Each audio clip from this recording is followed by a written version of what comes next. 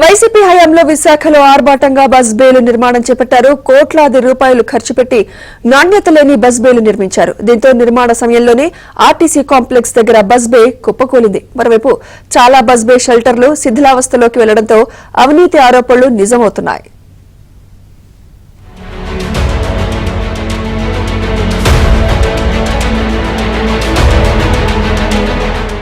YCP అధికారంలో ఉన్న సమయంలో విశాఖలో ఎంతో ఆర్భాటంగా బస్ బేలు నిర్మించారు. అయితే సార్వత్రిక ఎన్నికల ముందు ఎంతో ఆదరబాదరాగా నిర్మించడంతో వీటి నాణ్యతపై అప్పట్లోనే ఎన్నో సందేహాలు చాలా మందికి వచ్చాయి.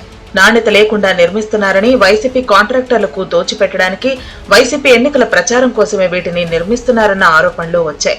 ఎన్ని ఆరోపణలు విమర్శలు వచ్చినా జగన్ రెడ్డి ప్రభుత్వ పాలకులు కానీ ఉన్నతాధికారులు కానీ పట్టించుకోలేదు.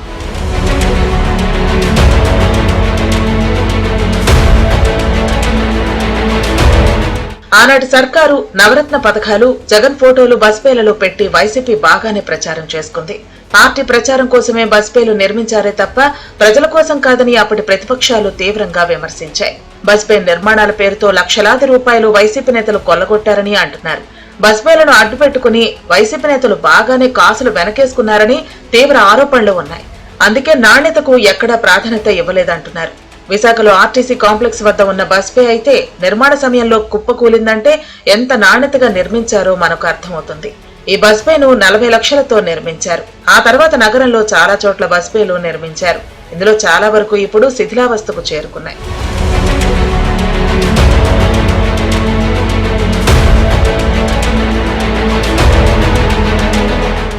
విశాఖలో ఎంతో అట్టహాసంగా ప్రారంభించిన ఈ బస్ షెల్టర్లు మూన్నాళ్ల ముచ్చటగా మారాయి. జీవీఎంసీ పరిధిలో 4.6 కోట్లు వెచ్చించి 20 చోట్ల మోడల్ బస్ షెల్టర్లు నిర్మించారు. సార్వత్రిక ఎన్నికల ముందు మాత్రమే వీటిని పూర్తి స్థాయిలో అందుబాటులోకి తెచ్చారు.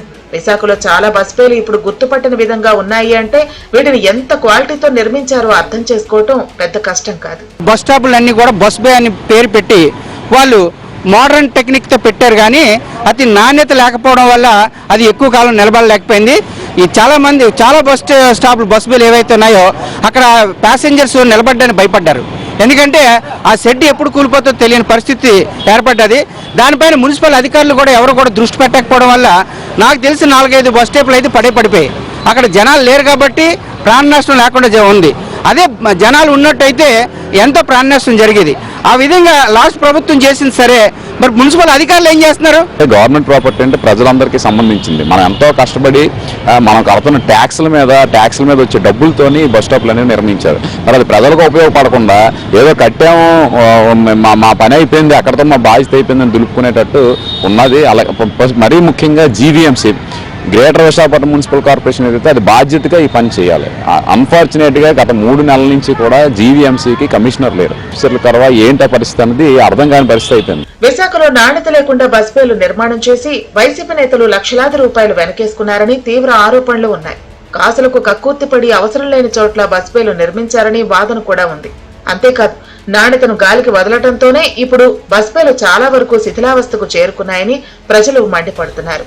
నాణ్యత లేని బస్ బేలు నిర్మించిన వారిపై చర్యలు తీసుకోవాలని, మళ్లీ బస్ బేలు మరమ్మతులు చేసి ప్రజలకు అందుబాటులోకి తేవాలని నగరవాసులు కోరుతున్నారు.